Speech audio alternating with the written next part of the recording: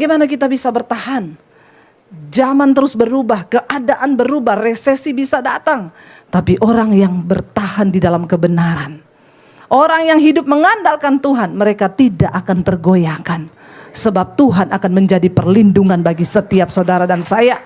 Jangan takut, kejar Tuhan. Selamat datang di Kupas Firman. Firman Tuhan untuk menguatkan hidupmu. Hari ini ya tema firman Tuhan adalah ya pertumbuhan gereja, gereja yang bertumbuh. Saudara, kita harus mengerti bersama bahwa gereja itu bukan gedungnya. Gereja itu bukan bangunannya, tetapi gereja itu saudara dan saya. Alkitab berkata gereja itu adalah kumpulan orang-orang yang dipanggil keluar dari dalam gelap masuk kepada terang yang ajaib. Jadi saya percaya kita semua hari ini adalah orang-orang yang sudah dipanggil keluar. Saudara, saya beberapa waktu lalu baru sampai dari Israel, saudara ya. Ini masih agak jet lag sih. Ya, gaya padahal enggak, saudara. Ya, dan saya bersyukur saudara ya. Ya kenapa ya kita ke Israel? Karena bagaimanapun juga semua kisah yang ada di Alkitab itu ada di sana. Tempatnya, sejarahnya, faktanya itu ada di sana.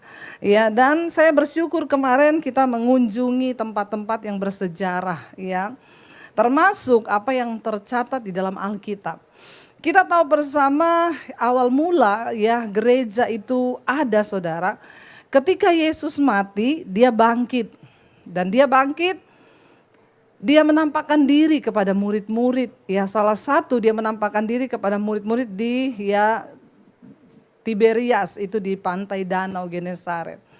Saudara, ketika Yesus menampakkan diri kepada murid-muridnya, dia berkata kepada Petrus di atas ya batu karang ini, ya gerejaku akan dibangun. Dan akhirnya saudara, Yesus berkata, jangan kamu pergi tinggalkan Yerusalem sebelum engkau diurapi oleh Roh Kudus. Ya, penting mereka diurapi dulu baru melayani. Ya, jangan dibalik-balik. Ya, kenapa saudara? Penting orang dipenuhi Roh Kudus dulu baru pelayanan. Ya, yang pertama supaya enggak mudah jatuh. Tidak terjadi hari-hari ini orang melayani selingkuh, melayani homo, melayani lesbi. Melayani tapi jadi pelakor. Nah, ini banyak terjadi. Kenapa? Karena tidak di dalam pengurapan Roh Kudus. Makanya Yesus berkata, penting ya jangan tinggalkan Yerusalem. Berdoa sampai Roh Kudus turun ke atasmu, baru engkau pergi melayani. Mereka ada di loteng saudara, menunggu Yesus datang di loteng Yerusalem. Kemarin juga kami datang ke sana. Dan saudara ya Yesus berkata kamu akan dipenuhi oleh kuasa Roh Kudus sehingga kamu melakukan banyak tanda. Mereka dipenuhi lalu mereka pergi. Ketika mereka dipenuhi oleh Roh Kudus, Petrus mulai berkhotbah. Ya, hari ini kita diberi firman Tuhan dari Kisah Rasul pasal yang kedua. Petrus berkhotbah begitu berapi-api dengan pengurapan Roh Kudus. Sekali khotbah, berapa ribu yang tobat? 3.000 orang bertobat. Hari ini 3.000 kali pendeta khotbah, untung-untung satu yang tobat. Ini salahnya di mana dan apa yang terjadi sekarang? Apakah pendetanya yang berubah atau jemaatnya yang memang keras kepala? Ya, Petrus berkhotbah sekali khotbah 3.000 orang bertobat. Saya sampai penasaran apa isi khotbah Petrus itu, mau saya tiru supaya orang juga bertobat. Ternyata isi khotbah Petrus memang hanya apa? Bertobatlah, bertobatlah, bertobatlah. Jadi saudara, memang hari-hari ini kita harus mendengar khotbah-khotbah tentang pertobatan. Kenapa banyak orang tidak bertobat? Karena yang didengar hanya khotbah-khotbah tentang berkat, berkat, dan berkat. Jemaat di tempat ini mau yang berkat atau tobat?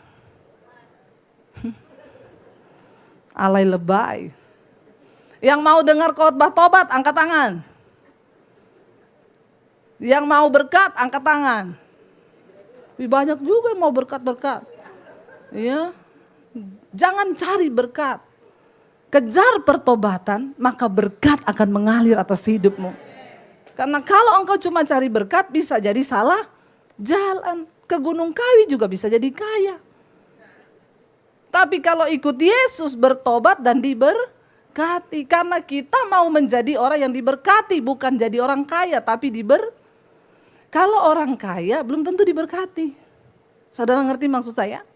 Banyak orang kaya bisa menikmati segalanya tapi hidupnya nggak bahagia. Itu namanya orang kaya. Kalau orang yang diberkati, uangnya banyak, hartanya banyak, hatinya damai. Kok nggak ada amin? Jadi saudara mau jadi orang yang diberkati atau orang kaya? Nah begitu, sekarang baru semakin dicuci otak nih ya. Jadi mengerti ya.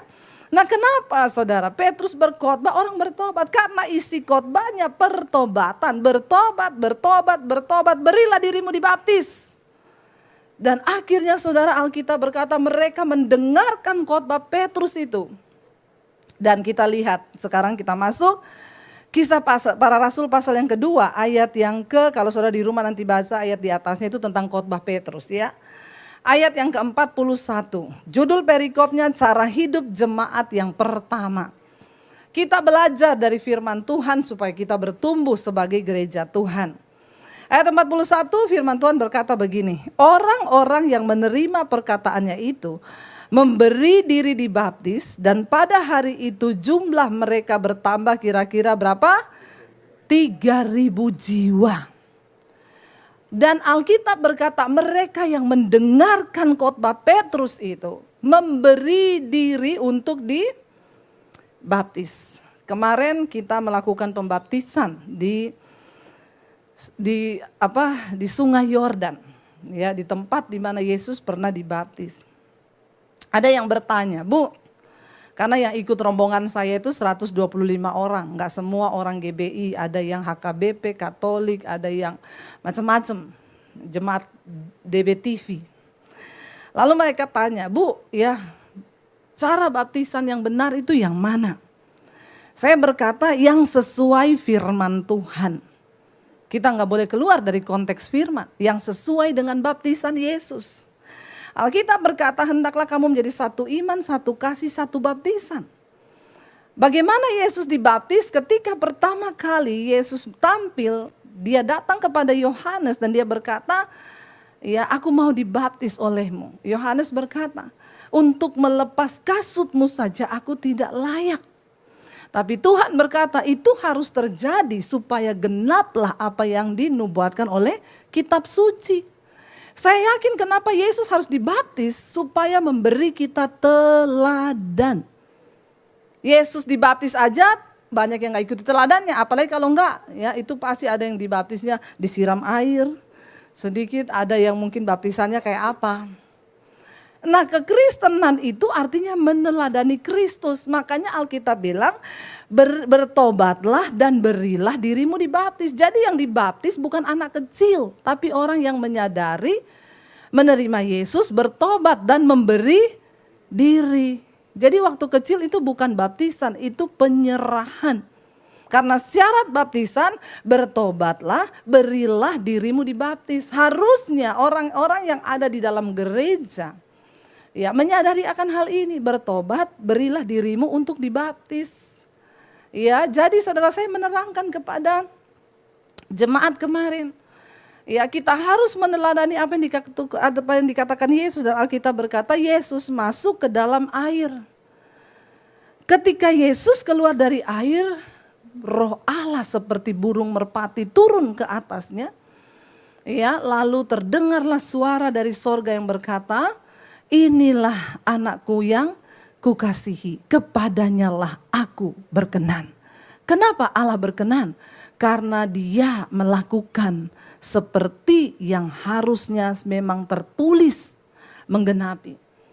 Nah kita meneladani itu saudara. Saya bersyukur kemarin anak saya di sana ngomong, Mam aku mau dibaptis. Saya tidak pernah paksa anak saya untuk dibaptis, sekalipun saya pendeta. Saya bilang kepada anak saya, Alkitab berkata, kamu harus memberi diri. Saya kasih ayatnya, saya kasih tahu ke mereka. Tapi saya nggak paksa dia, ayo cepat cemplung ke kolam, baptis. Buat apa? Harus dari kesadaran dia memberi diri kepada Tuhan. Itu yang sah. Ya, dan akhirnya anak saya dibaptis, saya bersyukur sekali saudara. Itu adalah anugerah Tuhan dengan sadar. dia memberi diri untuk dibaptis. Bagaimana kita bisa bertumbuh? Awalnya adalah berilah dirimu dibaptis supaya engkau dimateraikan. Lalu yang ke-42 dikatakan di sana, mereka bertekun dalam pengajaran rasul-rasul dan dalam persekutuan, dan mereka selalu berkumpul untuk memecahkan roti dan berdoa. Mereka bertekun dalam pengajaran. Ya saudara, sudahkah engkau bertekun dalam pengajaran firman Tuhan? Saya sudah melakukan apa yang Tuhan mau. Di mesbah doa setiap malam jam 8 kita membahas dari kitab Kejadian. Ya, dan itu tidak mudah, tapi orang Kristen yang rindu, dia pengen tahu Alkitab. Ya, dia belajar. Ya, setiap malam kita bahas dari kitab Kejadian. Sesibuk apapun saya tetap menyempatkan waktu karena saya tahu ada orang-orang yang rindu di akhir zaman ini untuk mencari kebenaran. Ya, kita harus mencari pengajaran yang benar. Kemarin di Israel kami datang ke satu tempat yang mempersiapkan pembangunan bait Allah. Menorahnya dibuat lebih tinggi dari saya, terbuat dari emas murni. Ya, mereka berkata mereka sedang mempersiapkan segala-galanya. Ya, saya tanya dibangunnya rencananya di mana? Di Silo. Silo itu adalah tempat Imam Eli dulu pernah diletakkan tabut Allah di sana sekitar 400 tahun. Ya, ditaruh di sana dan Imam Eli sebagai imamnya di sana, dan Hana datang ke sana berdoa meminta anak, lalu Samuel lahir di situ karena doa Hana. Apapun itu saudara, ya ada yang nggak percaya, ada yang percaya. Gimana bait Allah akan dibangun? Seorang Amerika Yahudi sudah mempersiapkan semuanya. Saya percaya Alkitab berkata memang itu akan terjadi karena sampai hari ini Yahudi masih menanti Mesias untuk datang. Mereka tidak percaya Yesus adalah Mesias. Nah, kalau mereka minta terus Mesias, mereka bangun bait Allah, bisa saja yang masuk antikris. Alkitab berkata antikris bisa bikin api turun dari langit. Mujizat-mujizat akan terjadi dan banyak orang akan terseret dan percaya. Mari kita berjaga-jaga. Karena itu ya kalau engkau mau bertumbuh, di sini dikatakan bertekun di dalam pengajaran. Kita diberi 1 hari waktu 24 jam loh. Berapa banyak waktu engkau berikan bagi Tuhan untuk mengenal kebenaran? Berapa banyak waktu engkau berikan hari-harimu hanya untuk sesuatu yang sia-sia? Kita harus memikirkan kepentingan manusia batiniah kita saudara hari-hari ini. Nggak bisa santai. Berlari mengejar pengajaran itu. Berlari pengen tahu lebih dalam lagi tentang iman. Dan Alkitab berkata, engkau harus siap sedia untuk memberikan pertanggungan jawab kepada semua orang yang meminta pertanggungan jawab tentang imanmu. Jangan bawa sama saya, nanti saya kenalin sama pendeta Debbie ya, kamu tanya-tanya sama dia. No, setiap jiwa yang Tuhan percayakan padamu itu tanggung jawabmu. Kita semua harus bekerja untuk menjangkau jiwa di akhir zaman ini. Karena itu milikilah pengetahuan tentang firman Tuhan. Isi jiwamu, isi pikiranmu dengan firman. Kenapa hari-hari ini hari-hari yang gelap? Ya, kita melihat semakin ke sini. Ya, kita lihat saudara hari-hari ini beberapa kali Presiden Jokowi, pemimpin-pemimpin dunia berkata, tahun ini tahun kesuraman, tahun depan adalah tahun kegelapan. Bagaimana kita bisa bertahan? Zaman terus berubah, keadaan berubah, resesi bisa datang. Tapi orang yang bertahan di dalam kebenaran, orang yang hidup mengandalkan Tuhan, mereka tidak akan tergoyahkan. Sebab Tuhan akan menjadi perlindungan bagi setiap saudara dan saya. Jangan takut, kejar Tuhan. Jangan nonton drama Korea terus. Bisa nonton drama Korea berjam-jam, betah saudara. Pakai acara nangis lagi. Bertobat ya.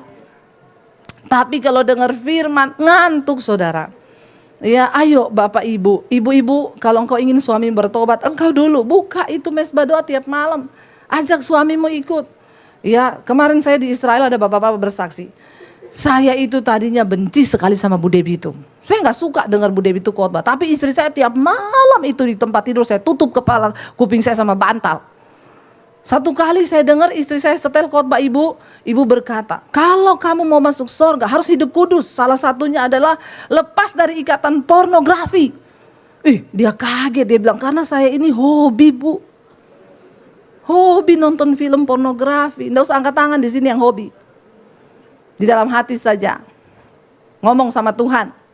Engkau harus kudus untuk bisa masuk ke dalam rumah Tuhan, di dalam kerajaan Allah. Dia bilang, sekali Bu saya dengar itu khotbah, ketika ada pengurapan Roh Kudus, saudara, firman itu tidak kembali dengan sia-sia. Dia bilang, saya datang Bu kepada Tuhan, saya menangis, saya mohon pengampunan. Mulai detik itu juga saya berhenti.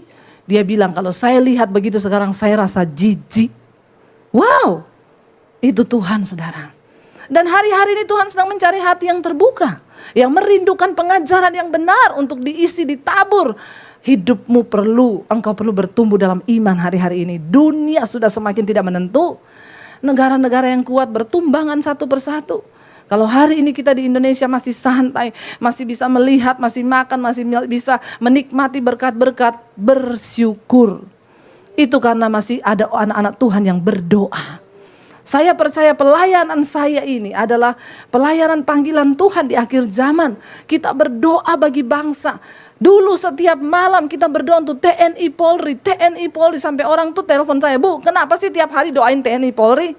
Saya bilang karena mereka adalah orang-orang yang berdiri atas bangsa ini, memegang keamanan di bangsa ini. Harus ada orang-orang benar. Sekarang dibongkar Tuhan, diporak-porandakan. Itu doa-doa kita. Itu jawaban doa kita. Orang-orang yang tidak benar diturunkan, dihukum. Supaya pada bertobat pejabat-pejabat di atas bangsa ini. Mereka berdiri sungguh-sungguh atas dasar kebenaran. Bayangkan firman Tuhan berkata, kalau hukum sudah muncul terbalik, mau jadi apa bangsa ini? Saya pegang itu, kebenaran meninggikan derajat bangsa, tapi dosa itu menjadi noda bagi bangsa. Dan semua dimulai dari gereja Tuhan. Kalau gereja tidak bertumbuh, buat apa saudara? Ngapain saudara tiap minggu datang pulang, habis transport, bensin, buang waktu. Kalau engkau gak bertumbuh. Tapi bagaimana kita bertumbuh? Punyalah kerinduan untuk menerima pengajaran yang benar. Buka hatimu bagi Tuhan. Mereka berkumpul, memecah roti dan berdoa. Ayat 43. Maka ketakutanlah mereka semua, sedang rasul-rasul itu mengadakan banyak mujizat dan tanda-tanda. Saat itu Tuhan benar-benar mengurapi rasul-rasul itu. Kenapa? Karena mujizat harus terjadi supaya orang percaya bahwa Yesus itu sungguh-sungguh Tuhan. Kenapa Petrus harus berjalan di atas air? Karena pada waktu itu masih banyak orang yang belum percaya kepada Yesus. Dan dia harus memperagakan, dia harus mempertontonkan kuasanya agar mata melihat dan menjadi percaya. Orang bisa jalan di atas air itu saudara melawan gaya gravitasi bumi loh. Tidak mudah. Dan kalau bukan kehendak Tuhan gak bisa saudara. Kemarin kita di Danau Galilea ditanya siapa yang mau berjalan di atas air dapat kalung satu. Ibu-ibu maju ke depan. Saya berani. Benar Bu? Copot sepatu. Copot sepatu. Yakin ibu mau turun ke air berjalan? Yakin Pak. Ibu punya iman? Iman saya besar. Oke. Dipanggil tim keamanan bawa pelampung. 2 orang akan mengangkat dia, dibuang dari perahu. Waktu udah datang orang, dia pakai sepatu lagi. Enggak mau saya Pak. Kenapa pakai sepatu lagi? Enggak sampai iman saya. Ya, ditanya lagi, siapa yang mau jalan di atas air? Saya angkat tangan. Siram air dari botol aqua dan kita berjalan di atasnya. Jalan di atas air. Enggak perlu engkau mau mempraktekkan berjalan di atas air hari ini, buang tenaga. Kenapa hari itu harus terjadi? Karena memang Yesus harus menyatakan dirinya sebagai Tuhan. Hari ini enggak usah lu buang-buang iman untuk berjalan di Kali Ciliwung. Pakai imanmu untuk mengubah hidupmu, berkata aku mau berubah. Itu mujizat lebih besar daripada berjalan di atas air. Amin. Dan hari ini kita sudah tidak membutuhkan lagi yang seperti itu. Kenapa? Karena kita sudah percaya bahwa Yesus Tuhan. Bahkan kita bisa berkata, Tuhan aku sembuh atau tidak sembuh, Engkau tetap Tuhan bagiku. Amin saudara. Tapi hari itu mereka melihat mujizat demi mujizat terjadi. Orang lumpuh berjalan, orang buta melihat, orang mati dibangkitkan. Supaya orang-orang yang tidak percaya itu bisa percaya kepada Yesus saudara. Ya, dan dikatakan di sana Ayat 44. Dan semua orang yang telah menjadi percaya tetap bersatu, dan segala kepunyaan mereka adalah kepunyaan bersama. Orang itu tandanya kalau sudah bertumbuh, dia tidak terikat lagi dengan harta dan kekayaan. Karena kita tahu semuanya akan berlalu. Harta kita itu hanya titipan. Ya, kepunyaan satu orang itu adalah kepunyaan mereka bersama. Bahkan ayat di bawah berkata, ya, dan selalu ada dari mereka yang menjual harta miliknya lalu membagi-bagikannya kepada semua orang sesuai dengan keperluan masing-masing. Tanda seseorang sudah bertumbuh dalam iman, tidak pelit. Bilang amin. Saudara mau tahu tips untuk Anda tidak terlilit di dalam masa resesi kalau itu benar-benar terjadi? Saudara mau dapat rahasia untuk tetap diberkati Tuhan? Siapa yang mau angkat tangan? Saya mau bilang banyak-banyaklah menabur. Kenapa mukanya berubah? Giliran dibilang menabur langsung. Prinsip dunia berkata, untuk bisa engkau simpan uang menjadi kaya, tabung sebanyak-banyaknya. Tapi firman Tuhan berkata, untuk engkau bisa melihat mujizat dan pemeliharaan Tuhan dalam hal keuangan, tabur sebanyak-banyaknya. Engkau mulai harus mempraktekkan ini, saudara. Lihat orang yang berkekurangan di sampingmu. Jangan hanya pikirin diri sendiri, tapi mulai melihat orang-orang kesusahan. Keluargamu lapar, beriin dia beras. Ada tetanggamu yang gak bisa makan, tolongi dia. Maka Tuhan akan memelihara engkau. Kenapa? Karena ada alasan bagi Tuhan untuk memberkati engkau. Sebab engkau menjadi berkat bagi orang lain. Sebab engkau menabur untuk pekerjaan Tuhan. Saya percaya, ya, Tuhan akan menyatakan perbedaan antara orang yang sungguh-sungguh cari Tuhan. Di tengah masa pandemi kita akan melakukan pekerjaan-pekerjaan yang besar. Kenapa? Dunia boleh berubah, Tuhan dan firman-Nya tidak pernah berubah. Amin, saudara. Jangan hanya hidup bagi kepentingan dirimu sendiri. Mulai lihat kepentingan orang di sekelilingmu. Lihat saudaramu yang berkekurangan. Tanggalkan sedikit daging kita. Keinginan kita. Kalau kita baca di sini, saudara, ada dari mereka yang setiap harinya itu menjual harta miliknya, lalu membagi-bagikannya kepada orang-orang sesuai dengan kebutuhan mereka. Nggak gampang itu loh, jual loh. Hari ini saya enggak suruh saudara jual mobil. Enggak. Lakukan sesuai takaran imanmu. Karena untuk memberi itu juga butuh iman. Tidak semua orang mendapatkan kasih karunia itu. Banyak orang berani buat dirinya untuk gayanya, dia keluarin uang banyak. Tapi sayang, untuk pekerjaan Tuhan, untuk menabur, dia enggak berani keluar besar. Itu banyak. Tapi Tuhan mencari orang-orang yang berani bilang, Tuhan, kuasai hidupku dan hatiku. Aku mau bergerak bersama dengan engkau dalam pekerjaanmu. Kendalikan diri kita, saudara. Kalau engkau mau melihat pemeliharaan Tuhan, saudara, apa yang kita alami hari ini, itu adalah hasil taburan kita di masa-masa yang lalu. Apa yang saya bisa nikmati hari ini, itu adalah hasil taburan dari yang lalu. Saya melihat bagaimana Tuhan itu, ya, akan mempercayakan kita sesuai dengan takaran yang juga kita bisa beri. Alkitab berkata siapa menabur banyak akan menuai banyak. Menabur sedikit akan menuai sedikit. Alkitab berkata ketika Ishak di dalam perjalanan, masa kering, kelaparan, tanahnya tandus. Tuhan bilang tabur. Secara logika manusia, bagaimana menabur di masa paceklik, panas, terik, tidak ada air, disuruh Tuhan tabur di tanah itu. Tapi dia gak pakai logika. Sebab mujizat itu tidak mengenal logika. Tuhan sanggup melakukan sesuatu yang bertentangan dengan logika manusia. Dia menabur di masa kering. Di tengah masa kelaparan, menaburlah Ishak. Dan Tuhan berkata dia menuai.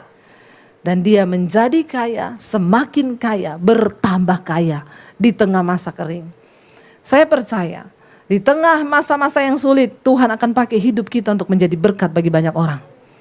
Itu akan sebenarnya saudara tidak akan terjadi kelaparan atau kekeringan kalau semua, ya sudah ada satu survei yang berkata semua harta orang-orang kaya itu dikeluarin lalu dijual dibagikan sama seluruh penduduk bumi ini, maka tidak akan ada resesi.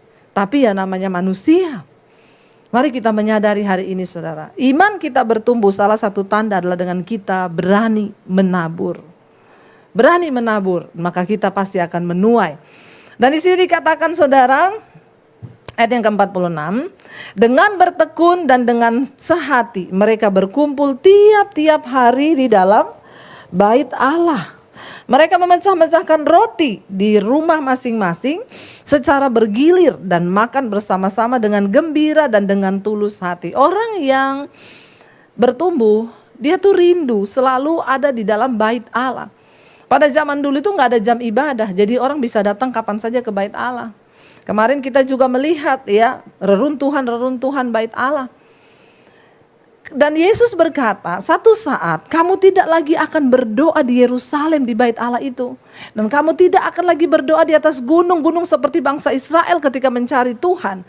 Karena firman Tuhan bilang, engkau akan berdoa di dalam roh dan kebenaran. Dan tidak tahukah kamu bahwa tubuhmu itu adalah bait Allah. Orang yang bertumbuh imannya menjadi gereja yang bertumbuh, ya dia akan selalu mencintai hadirat Tuhan, mencari Tuhan di dalam diri kita, dimanapun kita berada, di dalam hadirat Tuhan. Saudara, kita nggak berbicara gereja sebagai gedung, karena seperti ini. Kalau kita bicara gereja itu gedung, nanti kita pulang gedung ini kosong, nggak ada yang tinggal. Saya bahkan pernah dulu mendengar saudara ada orang bilang gini, Bu, ya di pabrik ini kalau ada karyawan kerasukan dipanggilin orang pintar. Terus diusir setannya Bu, setannya selalu lari ke sebelah situ Bu, padahal sebelah situ gereja. Terus saya tanya, loh jadi orangnya kalau kerasukan setannya lari ke sebelah situ? Iya, setannya bilang apa? Kata setan, rumahku di sebelah. Ya, karena itu hanya bangunan. Kalau dipakai cuma seminggu sekali, habis itu kosong ya banyak setan yang datang. Karena itu firman Tuhan berkata, apa itu bait Allah? Tubuh kita. Kita harus mencintai Tuhan, biarkan Tuhan ada dalam tubuh kita sebagai bait Allah ini saudara. Dan dikatakan di sana mereka berkumpul tiap-tiap hari, memecah roti di dalam rumah masing-masing secara bergilir, makan bersama-sama dengan gembira dan tulus hati. Saudara, kita ini diciptakan sebagai makhluk sosial. Karena itu kita ini harus sering kumpul-kumpul. Tapi jangan kayak orang Jawa bilang, kumpul mangan ora mangan sing penting kumpul. Ya kita kumpul-kumpul dan makan-makan. Amin. Ya kayak ayat ini bilang kan, mereka kumpul makan roti. Ya jangan mangan ora mangan sing penting kumpul. Wah itu saya enggak mau. Ya kalau kumpul-kumpul harus makan-makan. Kok kayak orang susah loh. Masa kumpul enggak makan saudara? Ya lapar saudara. Ayat ini berkata, kita ini diciptakan sebagai makhluk sosial. Karena itu adalah sebuah kebutuhan di jiwa untuk kita ini berkumpul bersama-sama orang lain. Perhatikan kalau orang mulai suka menyendiri, ya keluar dari keramaian, mau duduk di pojok, nanti duduk di sana, lama-lama ketawa-ketawa, tuh tanda-tanda. Perhatikan kalau anakmu mulai menjauh menyendiri, ya suamimu menyendiri, istrimu suka-suka menyendiri, hati-hati. Mendekati sakit, benar. Kenapa? Karena kalau manusia normal tuh dia suka kumpul. Tapi kumpulnya yang benar, jangan kumpul sama yang tidak benar. Saling mendoakan, saling membangun, ngobrol tentang kasih Tuhan, tentang cinta Tuhan, kita ngobrol tentang pengajaran firman Tuhan. Makanya orang itu yang suka kumpul-kumpul tuh awet muda saudara. Kok ketawa? Ini pengalaman pribadi atau saudara gak pernah ngumpul? Bener, kalau saudara sudah mulai mendekati stres, cepet cari teman kumpul. Walaupun cuma kita ngopi ya, yuk ngobrol. Karena kita memang dari sananya diciptakan sebagai makhluk sosial. Ya, nanti kalau sebanyakan sendiri-sendiri stres numpuk-numpuk lah, akhirnya mulai ketawa-ketawa sendiri, lama-lama gila loh saudara. Ya, hati-hati. Sering kumpul saudara, dikatakan di situ makan-makan dengan gembira dan dengan tulus hati. Jaga ketulusan hati. Kita berbuat baik sama orang tidak usah harapkan imbalan. Kita melayani Tuhan tidak usah harapkan apa-apa. Belajar menjadi orang yang tulus hati. Istri layani suamimu, nggak usah harapkan apa-apa, katakan. Tapi tetap harapkan dikasih uang. Karena kalau enggak belanja, enggak masak nanti bapak-bapak ya. Jangan harapkan apa-apa supaya kita enggak kecewa. Hidup ini tulus-tulus saja. Ya nanti kalau kita enggak tulus, oh itu orang ya saya sudah begini, tapi dia itu ternyata begini, kita kepahitan lagi. Ya hidup kita jadi tercemar lagi. Ya dikatakan di situ dengan tulus hati. Bangun persahabatan dengan hati yang tulus. Engkau juga memberi kepada orang tulus aja, jangan ada embel-embel di belakang. Nanti semakin hari semakin terluka, kecewa, akhirnya kepahitan. Tapi kalau kita menabur, memberi dengan tulus hati, Tuhan yang akan membalaskan. Tetap berbuat baik, karena setiap benih baik yang kau tabur, itu nilainya tetap di hadapan Tuhan. Sebab Tuhan yang menimbang. Tapi kalau engkau taruh harapan pada manusia, maka hilang semua, Tuhan gak akan balas itu. Ya, lalu ayat yang terakhir dikatakan di sana, sambil memuji Allah dan mereka disukai semua orang, dan tiap-tiap hari Tuhan menambah jumlah mereka dengan orang-orang yang diselamatkan. Kenapa saudara? Alkitab berkata orang yang imannya bertumbuh, ya dia menjadi gereja yang bertumbuh. Dia selalu memuji Allah dan dia disukai semua orang. Mari kita introspeksi diri. Apakah kita ini jadi pribadi yang disukai? Atau kalau kita datang orang bubar? Ya kita datang orang, yes dia datang seneng gitu ya. Tapi ada orang-orang kalau dia datang lagi bubar yuk bubar. Ya coba cek saudara. Ya pertama tanyalah kepada suamimu. Atau istri, ya tanya suami, suami tanya istri. Ya apakah saya ini menjadi pribadi yang menyenangkan? Tolak ukurnya, coba istri sekali-sekali tanya suamimu, Pak, aku mau keluar kota ya 1 minggu. Kalau suamimu jawab gini, kok cuma 1 minggu, 1 bulan dong. Itu tanda-tanda bahwa engkau itu belum bertumbuh, makanya suamimu gak suka dekat-dekat kau. Ya, hati-hati. Sebaliknya juga suami begitu, ya. Apakah kita ini dirindukan di rumah oleh anak-anak kita? Ya, oleh orang-orang di sekitar kita, atau hidup kita ini jadi batu sandungan, orang tuh muak lihat kita. Tanda orang yang bertumbuh itu dia disukai banyak orang. Kayak saya ini loh. Ya, enggak usah ngece. Kita harus disukai banyak orang, saudara. Karena ada pengurapan Tuhan atas hidup kita.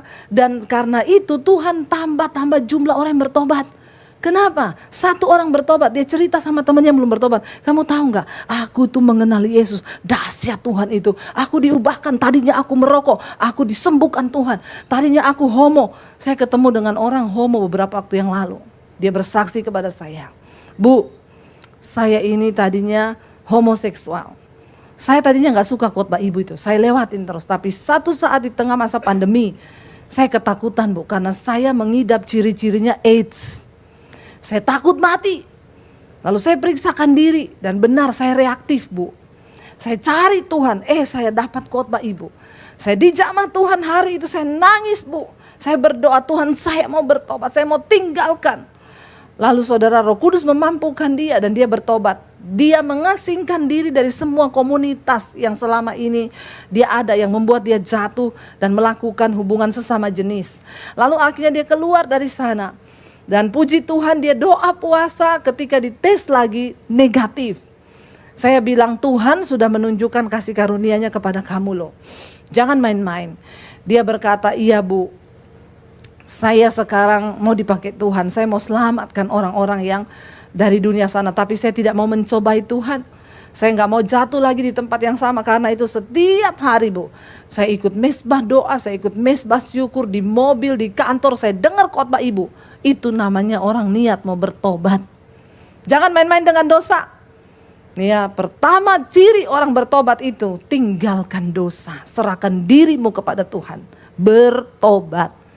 Yang selingkuh, bertobat. Yang kepahitan, buang kepahitan, lepaskan. Doa buat orang yang menyakiti engkau. Ayo saudara, kita berlomba-lomba di akhir zaman ini untuk kita boleh mencapai perkenanan Tuhan. Amin. Ya, supaya Tuhan berkenan, supaya satu saat Tuhan datang, kita layak untuk masuk di dalam kerajaannya yang mulia. Ya, jadi saudara, siapa tahu kita lagi di sini Tuhan datang, kita diangkat semua. Ya, rajin-rajinlah dengar firman. Lagi dengar firman kan kudus tuh Tuhan datang. Jangan lagi di night club, Tuhan datang tertinggal saudara. Ya, rajin-rajin bersekutu dengan anak-anak Tuhan supaya kita ini mengalami perkenanan Tuhan. Saya undang para tim pujian penyembahan, saudara jangan takut dengan nubuatan-nubuatan apa yang akan terjadi tahun depan. Memang semua itu akan menimpa, kesusahan besar akan terjadi, tapi kita percaya bahwa pertolongan kita itu datang dari Tuhan, bahwa Dia yang pegang kendali atas hidup kita, bahwa hanya Tuhan yang sanggup memberi kita kekuatan untuk melewati setiap badai. Mari kita bangkit berdiri bersama.